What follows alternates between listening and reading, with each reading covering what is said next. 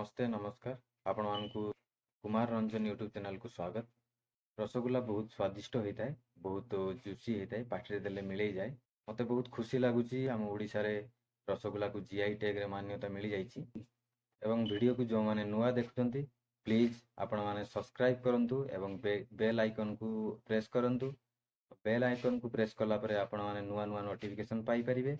आसंतु देखिबा रसगुल्ला रो रेसिपी। रसगुल्ला बनैया पाई मु 2 लिटर क्षीर नहीं। क्षीर नेबा समय आपण एक्सपायर डेट भल कि चेक करंतु। यहा पाई आपण होल मिल्क किंबा क्रीम मिल्क यूज करि परिबे। क्षीरटी बॉयल करिबा समय रे गैस टी को मीडियम हाई टेम्परेचर रे रखंतु एवं क्षीर को छिड़ेइबा पाई किछि लेंबुर रस तैयारी करंतु।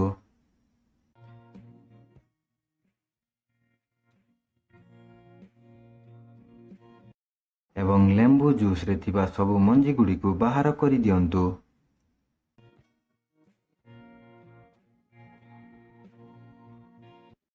एबे मिल्क टी ठीक भावे गरम हो जाई अछि एवं गैस फ्लेम टी को रिड्यूस करंतु एवं 2 लिटर क्षीर हिसाब रे 3टा लेंबु ऐड करू अछि।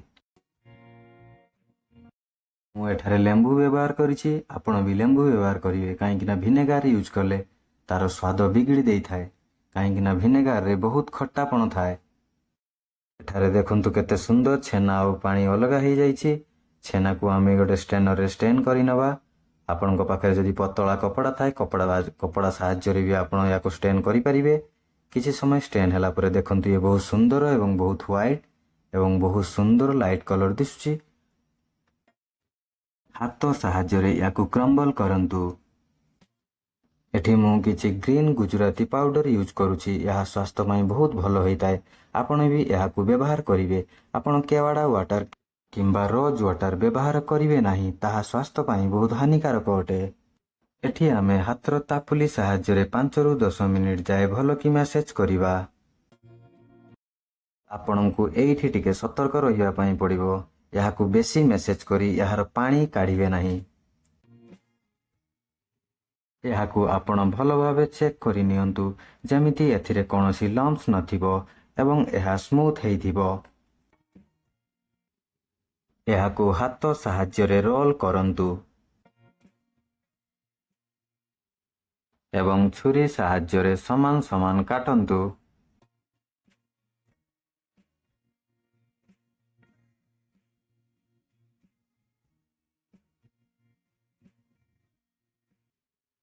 तापरे 2 पापुली साहाय्य रे याकु राउंड शेप दियंतु। छोट छोट बॉल भलिया बनांतु जेमिति एथिरे कोनोसी कट्टा किंबा फाटार दाग नथिबो।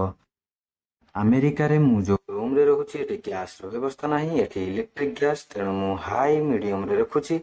आपण ध्यान रखिबे पानी टी फुटिला समय रे आपण रसगुल्ला टी पकेबे नाही। हाफ क्वांटिटी छेना मु एबे फ्रिज रे रखि देबी एवं 1 लिटर क्षीर रो छेना हिसाब रे मु पानी ऐड करिवि। एबे मु 1 लिटर पानी ऐड करली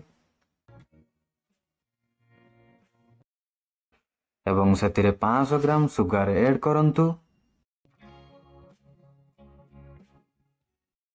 किछि समय परे व्हिस्क साहाय्य रे ताकू मिक्स करंतु।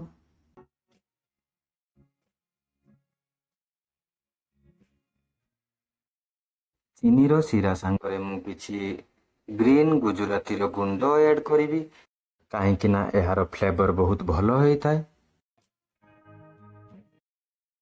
पानी टी को हल्का गरम होबा को दियंतु एवं पानी टी एबे गरम हेइ सारिछि एवं गैस रो फ्लेम टी को रिड्यूस करंतु एवं रसगुल्ला टी को धीरे धीरे ऐड करंतु। तापरे रसगुल्ला टी को स्लो फायर रे कवर करंतु। वे 10 मिनिट हेइ जाइछि। आमे कवर टी को काढी दबा। देखंतु रसगुल्ला टी केते सुंदर धला दुसुछि एवं केते बड़ बड़ हेइ जाइछि एवं केते सुंदर ग्लेज करूछि। वर्तमान गोटे पीस रसगुल्ला आमे काढिबा एवं चेक करिबा। देखंतु केते सॉफ्ट हेइछि केते जूसी हेइछि। देखंतु ହାଲକା ପ୍ରେସ୍ କଲା ପରେ ବି ଏହା ଫାଟି ଯାଉଛି। ଦେଖନ୍ତୁ କେତେ ସୁନ୍ଦର ହେଇଛି ଏବଂ ୱେଲ୍ କୁକ୍ଡ ହେଇଛି, ଭିତରେ ପୁରା ଧଳା ହେଇଯାଇଛି।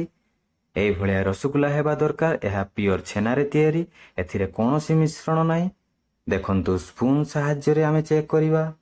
ସ୍ପୁନ୍ ସାହାଯ୍ୟରେ ବି କେତେ ସଫ୍ଟ ହେଇଛି ଦେଖନ୍ତୁ। ଆପଣ ଯଦି ଆଗକୁ ମୋର ଭିଡ଼ିଓ ଦେଖିବା ପାଇଁ ଚାହୁଁଛନ୍ତି ପ୍ଲିଜ୍ ସବସ୍କ୍ରାଇବ୍ କରନ୍ତୁ ଏବଂ ବେଲ୍ ଆଇକନ୍କୁ କ୍ଲିକ୍ କରନ୍ତୁ, ଦେଲେ ଆପଣ ନୂଆ ନୂଆ ନୋଟିଫିକେସନ୍ ପାଇପାରିବେ। ଆପଣମାନଙ୍କୁ ବହୁତ ବହୁତ ଧନ୍ୟବାଦ ମୋ ଭିଡ଼ିଓ ଦେଖିଥିବାରୁ। ନେକ୍ସଟ ଭିଡ଼ିଓରେ ଦେଖାହେବ। Good bye.